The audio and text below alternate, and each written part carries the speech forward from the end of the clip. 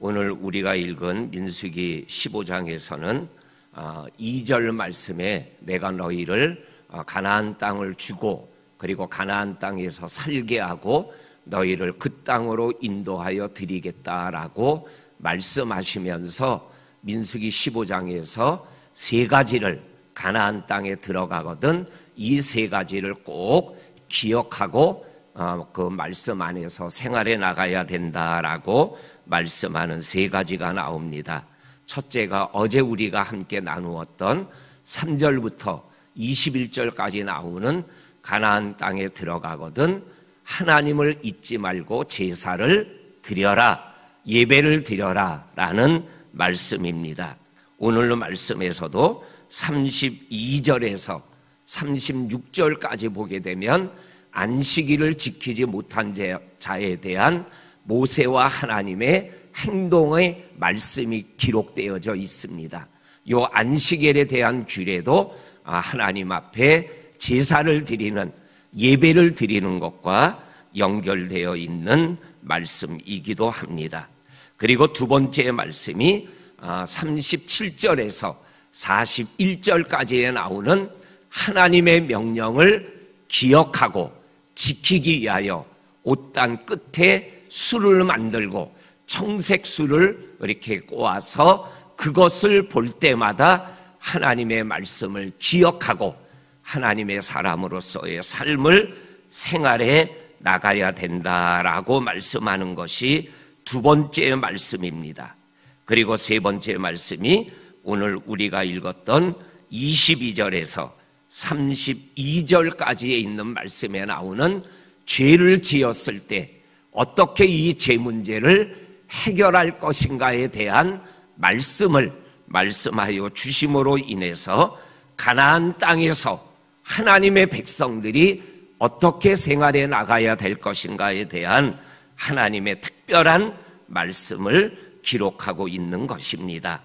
오늘 우리가 읽은 말씀에 보게 되면 22절에 너희가 그릇 범죄하여 여호와가 모세에게 말씀하신 이 모든 명령을 지키지 못하되 곧 여호와께서 모세를 통하여 너희에게 명령한 모든 것을 여호와께서 명령한 날 이후부터 너희 대대에 지키지 못하여라는 말씀이 나옵니다.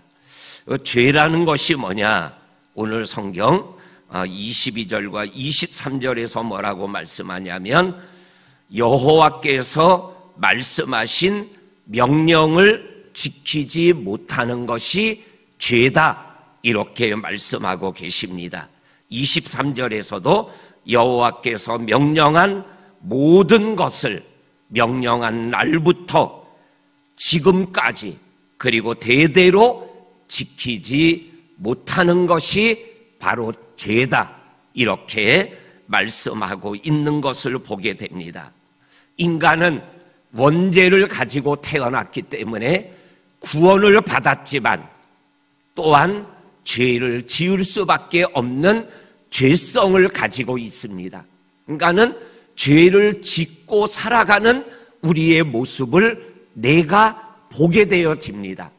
그러면 중요한 것은 이 죄 문제를 하나님 안에서 어떻게 해결할 것인가, 이것이 중요한 것임을 하나님께서 우리들에게 말씀하여 주고 계십니다. 오늘 이 죄 문제를 해결하는 방법을 오늘 성경에서는 24절에 회중이 부지 중에 범죄하였거든 온 회중은 숫송아지 한 마리를 여호와께 향기로운 화제로 드리고 규례대로 소제와 전제를 드리고 순념소 한 마리를 속죄제로 드릴 것이니라. 그리고 25절에 보면 제사장이 이스라엘 자손의 온 회중을 위하여 속죄하면 그들이 사함을 받으리니 이는 그가 부지 중에 범죄하여 또 부지 중에 범죄함으로 말미암아 헌물 곧 화제와 속죄제를 여호와께 드렸음이니라. 이렇게 말씀하면서 24절과 25절에서 죄를 해결하는 방법 두 가지를 우리들에게 말씀합니다. 하나는 내가 죄를 지었을 때는 속죄 제사, 하나님 앞에 죄를 용서받기 위한 제사를 드려야 된다라고 말씀하여 주시고 계십니다. 그리고 두 번째로는 제사장이 그 이스라엘 자손의 죄를 속죄하면 죄사함을 받게 되어진다, 이렇게 말씀하여 주고 계십니다. 그런데 이 속죄 제사를 드리고 그리고 제사장이 죄를 속하면 죄사함을 받는다라는 이 두 가지는 다 예수 그리스도의 속죄함을 말씀하고 있는 거예요. 첫째로 24절에 나오는 순년소 한 마리로 속죄제를 드릴 것이니라. 이 순년소 한 마리, 이거는 속죄제를 위한 제물이라는 거죠. 내가 죄 때문에 죽어야 되는데 내 대신 순년소 한 마리가 내 죄 때문에 죽는다라는 거죠. 이것은 예수님의 십자가의 속죄 제사를 의미하고 있는 말씀이죠. 그리고 제사장이 죄를 속하면 사함을 받으리라. 이 제사장은 히브리서에서 계속 말씀하는 거죠. 예수님이 제사장이다, 예수님이 대제사장이다, 이렇게 말씀하고 계시죠.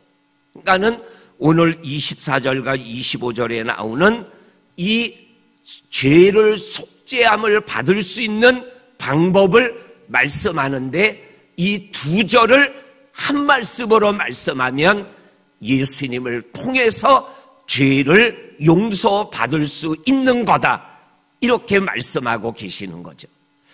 저와 성도님들이 믿음의 길을 걸어가다 하지만은 죄를 짓게 됩니다. 그러면 우리는 하나님 앞에 나아가 예수의 이름으로 나의 죄를 주님 앞에 고하면 주님이 다 사하여 주신다라고 말씀하고 있는 것을 우리들에게 분명하게 말씀하여 주시고 계십니다. 그러면서 오늘 24절에서 26절까지에 있는 말씀은 공동체가 죄를 졌을 때 용서받는 말씀을, 그리고 27절부터 32절까지에 나오는 말씀은 그 중에 한 사람이 죄를 지었을 때 그 한 사람도 똑같은 방법으로 28절에 보면 27절에 보면 만일 한 사람이 부지 중에 범죄하면 1년 된 암염소로 속죄제를 드릴 것이요, 28절에 제사장은 그 부지 중에 범죄한 사람이 부지 중에 여호와 앞에 범한 죄를 위하여 속죄하여 그 죄를 속할지니 그리하면 사함을 얻으리라, 이렇게 분명하게 말씀하여 주고 있는 것을 읽어보게 되어집니다. 그런데 오늘 우리가 읽은 말씀을 좀 더 자세히 읽어보면 죄 중에 두 가지의 죄가 있대요.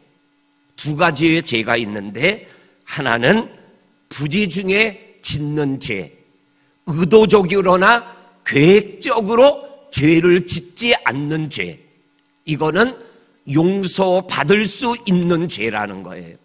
그런데 또 하나는 고의로, 의도적으로 계획을 가지고 음모를 가지고 죄를 짓는 고의적인 죄가 있다. 이 죄는 용서받지 못한다, 이렇게 말씀하여 주고 계셔요. 이거를 예수님의 말씀으로 표현하면 용서받는 죄가 있고 용서받지 못하는 죄가 있다라는 거예요. 성령을 해방하는 죄는 용서받지 못한다, 예수님이 말씀하고 있는 말씀이시죠. 오늘 우리가 읽은 말씀 24절, 25절, 26절, 27절, 28절, 29절에 보면 부지 중에 범죄하게 되었으면 속죄 제사를 드리고 제사장이 죄를 사하면 용서함을 받게 된다라고 말씀하여 주고 계십니다. 그런데 오늘 30절과 31절 말씀에 보면 고의적으로 짓는 죄가 있어요. 본토인이든 30절입니다.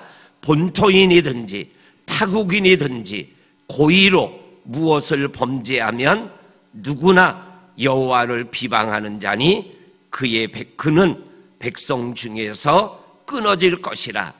31절입니다. 그런 사람은 여호와의 말씀을 멸시하고 그 명령을 파괴하였은즉 그 죄악이 자기에게로 돌아가서 온전히 끊어지리라.